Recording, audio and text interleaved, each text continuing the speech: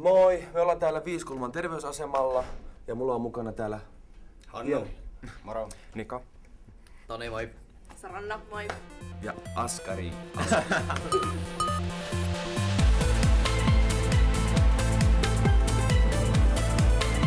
Pelottaa mua ainakin niin siinä mielessä, että, että onko se vähän niin kuin, että vaihtaa taudin toiseen, että siitä on ollut vähän niin kuin jotain ehkä sivuoirijuttu, mutta ehkä pidemmän päälle kuitenkin ehkä se on niin silleen hyvä juttu.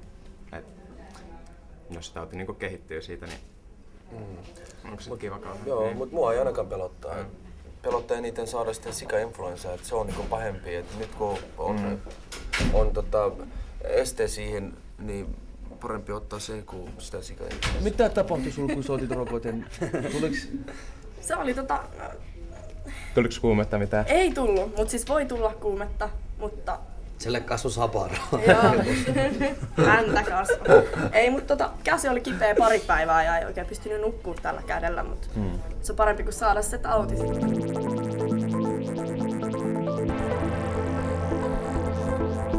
Nyt kun on tullut keikkailtua aika paljon, niin ei ole pystynyt oikein syömään säännöllisesti. Mutta säännöllinen syöminen ja terveelliset elämäntavat ja porkkanat, kurkut ja salatit on hyvästä. Joo, varsinkin kaali. Toni tietää. Kannattaa syödä terveellisesti ja Liikkuu. tietysti. Ja sitten onhan meillä täällä Helsingissäkin ja joka puolella Suomessa paljon saleja ja sitten tietysti saa harrastaa jotain urheilua ja sitten samalla kun ottakaa nyt se sika-influenssan rokotteet, että tuu kipeäksi, koska jos te tuutte kipeäksi, niin ette pysty enää urheilla, eikä pysty silloin välttämättä edes syödä, eikä varmaan kävellä. No. Se oli siinä. Hyvä.